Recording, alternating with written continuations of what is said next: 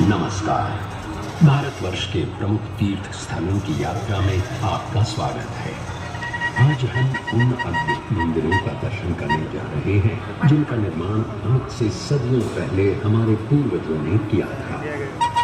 तो आइए इस यात्रा का प्रारंभ महानगरी मुंबई से करते हैं। पूरे देश से यहाँ लोग आते हैं और ये नगरी किसी को नाराज नहीं करती। गेटवे ऑफ इंडिया, भारत का ये प्रवेश द्वार इस समुद्र के तट पर 100 से भी ज्यादा सालों से खड़ा है।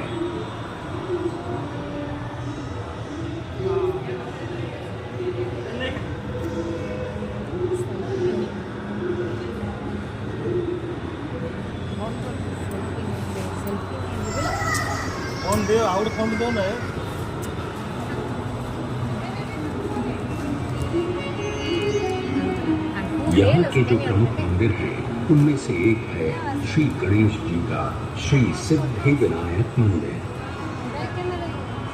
तो पहले दर्शन करते हैं श्री गणेश जी के और दर्शन करने के साथ ही साथ ले लेते हैं गणपति बाप्पा का आशीर्वाद भी। इस मंदिर का निर्माण श्रीमती देवबाई पाटिल ने 16 नवंबर सन 1801 में करवाया था। ये मंदिर और ये देवता यहाँ आने वाले किसी भी श्रद्धालु को निराश नहीं करते और सबकी मनोकामना पूरी करते हैं।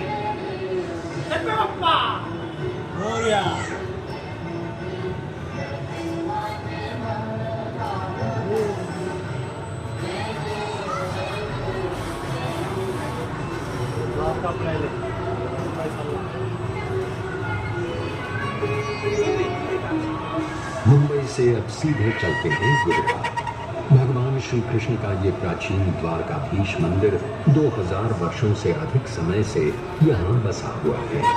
मान्यता ये है कि द्वारका नगरी में भगवान श्री कृष्ण का निवास ठीक इसी स्थान पर हुआ करता था। गोमती नदी के किनारे बसे इस मंदिर के 2 द्वार हैं, मोक्ष द्वार और स्वर्ग द्वार। 4 धामों में से एक है ये द्वारकाधीश मंदिर। हर साल यहाँ कृष्ण जन्म का उत्सव बड़े धूमधाम से मनाया जाता है।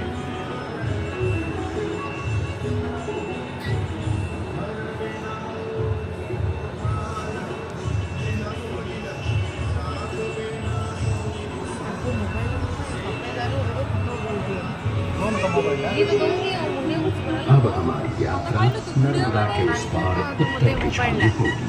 हम वाराणसी नगरी से होते हुए दर्शन करने जाएंगे 4 धामों में से एक और धाम श्री केदारनाथ जी के।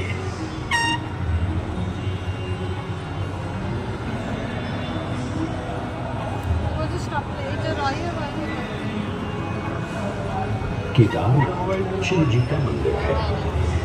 इसे खुद पांडवों ने बसाया था ऐसा माना जाता है। आज का जो मंदिर है उसकी रचना 1200 साल पुरानी है। इस मंदिर के द्वार हर साल केवल अक्षय तृतीया से कार्तिक पूर्णिमा तक यानी लगभग 6 महीने खुले रहते हैं।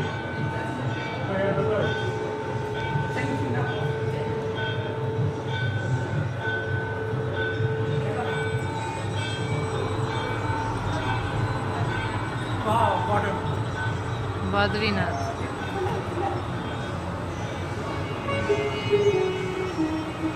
हिमालय के गढ़वाल क्षेत्र की पहाड़ियों में बसा बद्रीनाथ जी का मंदिर भी लगभग 3000 वर्ष पुराना है।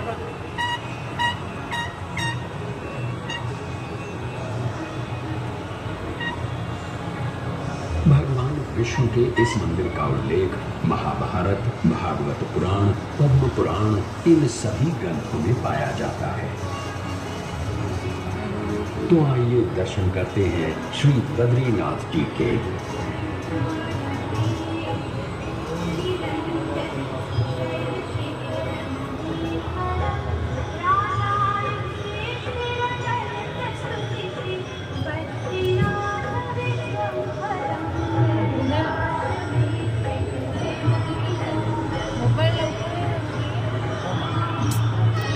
मोबाइल कौन है?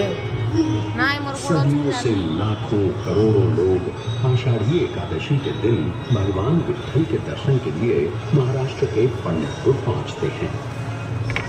भगवान विट्ठल की इस वारी को कौन नहीं जानता।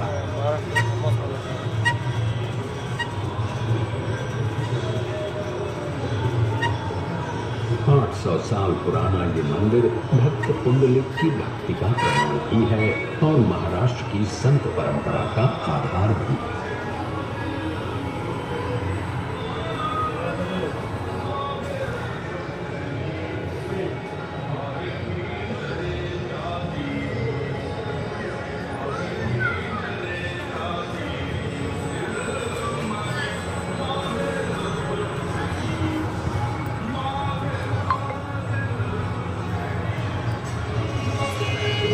महाराष्ट्र से अब सीधे चलते हैं जिंदा दिल पंजाब के स्वर्ण मंदिर में।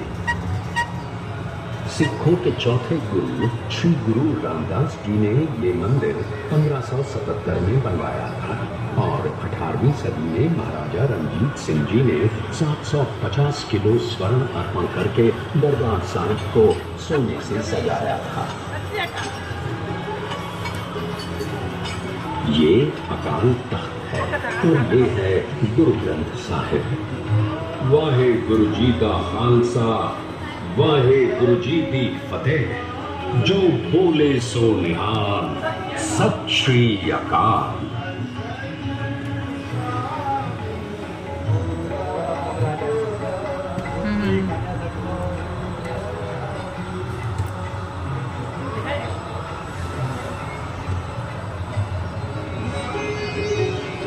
अगला पड़ाव है पुरी का जगन्नाथ मंदिर, जिसमें बसे हैं साक्षात भगवान श्री कृष्ण यानी जगन्नाथ, बलभद्र यानी बलराम और सुभद्रा।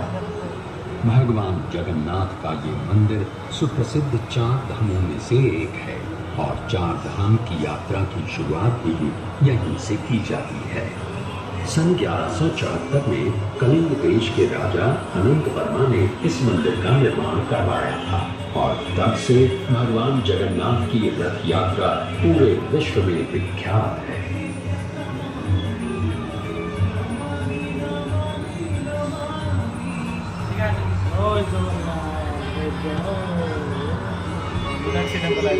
अब चलते हैं दक्षिण भारत के मीनाक्षी मंदिर की ओर। मीनाक्षी जो देवी पार्वती का रूप है, उनके मंदिर का ये 1000 स्तंभों का दालान है। 2500 वर्ष पुराने इस मंदिर के 50 मीटर ऊंचे 14 गोपुरम वास्तुशिल्प के सौंदर्य का प्रतीक है।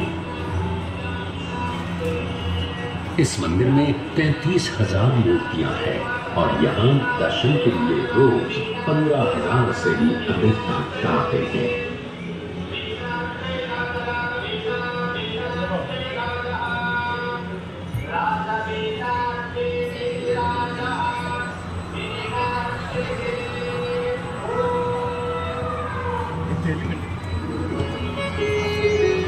आंध्र प्रदेश के चित्तूर की ये पहाड़ियां हमें पहुंचाएंगी भारत के सबसे प्रसिद्ध मंदिर तिरुपति बालाजी के दर्शन के लिए। 1700 साल पुराना ये मंदिर हमारे प्राचीनतम मंदिरों में से एक है। इस मंदिर में संस्कृत, तेलुगु, तमिल और कन्नड़ भाषाओं में इतिहास बताने वाले 640 शिलालेख हैं और 70,000 से भी अधिक भक्त यहाँ प्रतिदिन श्री बालाजी का दर्शन करने आते हैं। तो आइए हम भी श्री बालाजी के दर्शन करके उनका आशीर्वाद प्राप्त करते हैं।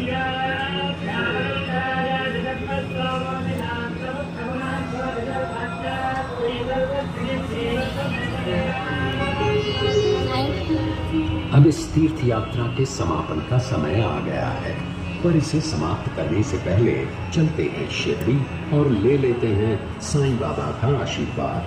यही वो 100 साल पुरानी शिरडी है, हमारे साईं की शिरडी।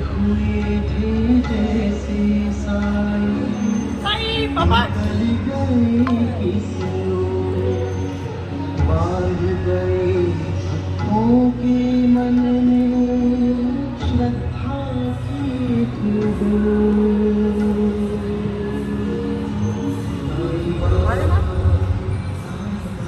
तो अब अनुमति दें, साईं बाबा के आशीर्वाद के साथ इस तीर्थ यात्रा का समापन करते हैं। हमें आशा है कि आपकी ये यात्रा सफल हुई और आप हमें फिर से आपकी सेवा करने का मौका जरूर देंगे। नमस्कार।